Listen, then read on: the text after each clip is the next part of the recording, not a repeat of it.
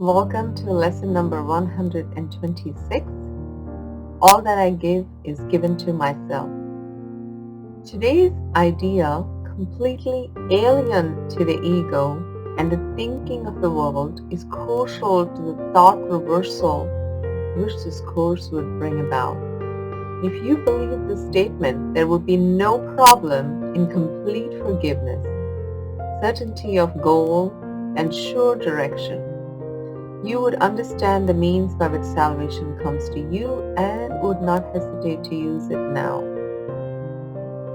Let us consider what you do believe in place of this idea. It seems to you that other people are apart from you and able to behave in ways which have no bearing on your thoughts nor yours on theirs.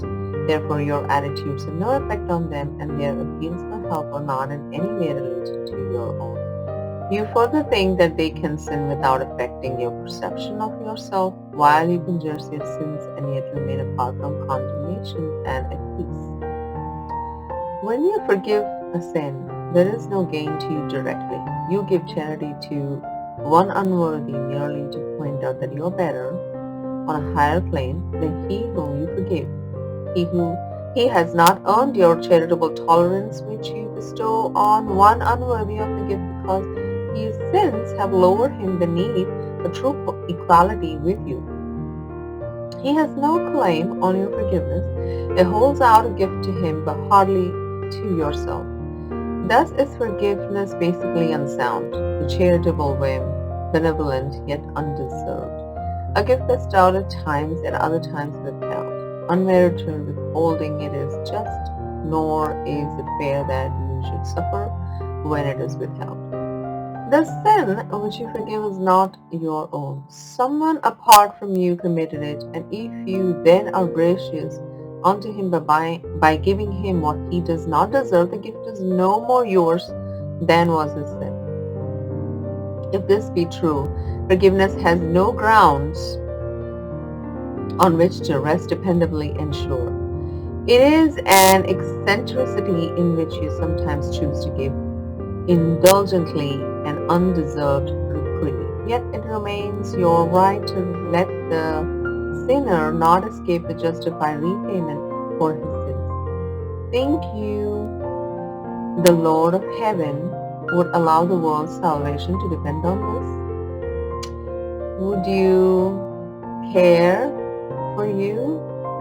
Would not his care for you be small indeed if your salvation rested on a whim? You do not understand forgiveness. As you see it, it is but a check upon overt attack without requiring correction in your mind. It cannot give you peace as you perceive it. It is not a means for your release from what you see in someone other than yourself. It has no power to restore your unity with him to your awareness. It is not what God intended it to be for you. Not having given him the gift he asks of you, you cannot recognize his gifts and think he has not given them to you. Yet would he ask you for a gift unless it was for you? Will he be satisfied with empty gestures and evaluate such petty gifts as worthy of his son? Salvation is a better gift than his, and true forgiveness as the means by which it is attained must heal the mind that gives for giving is receiving. What remains is unreceived has not been given, but what has been given must have been received. Today we try to understand the truth that giver and receiver are the same. You will need help to make this meaningful because it is so alien to the thoughts to which you are accustomed. But the help you need is here. Give him your faith today and ask him that he share your practicing in truth today. And if you only catch a tiny glimpse of the release, which lies in the idea we practice for today, this is a day of glory for the world. Give 15 minutes twice today to attempt to understand today's idea.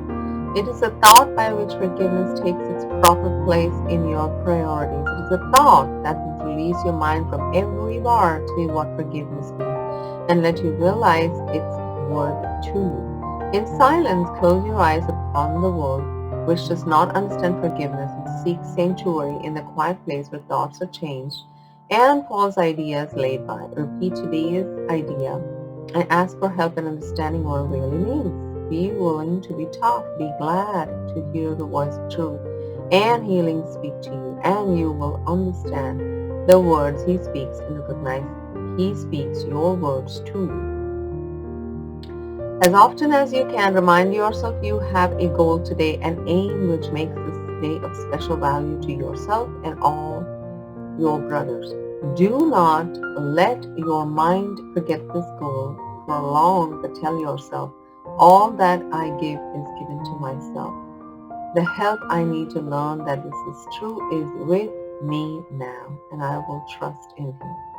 Then spend a quiet moment opening your mind to his correction and his love, and what you hear of him you will believe, for what he gives will be received by you. Let me get to the footnotes. In other words, if you believe that by giving forgiveness to another you are really giving forgiveness to yourself, you would have no problem with complete forgiveness. Nor yours or theirs seems to mean, nor do your thoughts seem to have any bearing on theirs. The overall idea seems to be that because you believe you are separate from others, you believe that what they think, feel, do, and are has no bearing on what you think, feel, do, and are, and vice versa. You also believe that how you see them and has no effect on how you see yourself. The truth, however, is the reverse of everything this paragraph says. Other people are not apart from you. Their behavior does not have a bearing on your thoughts, and your thoughts do. Their behavior does have a bearing on your thoughts, and your thoughts do have a bearing on your thoughts. Your attitudes do have an effect on them. Their appeals for help are the same as yours. If they sin, that does affect your perception of yourself, and if you judge their sins, you will experience self-condemnation and loss of peace. That is why all that you give to them is given to yourself. Like it has been pointed out in this lesson, all that I give is given to myself. That's the lesson number 126. Like it says, we have been, we have had this, we're so accustomed to this thought that if I give something, I'm going to lose it.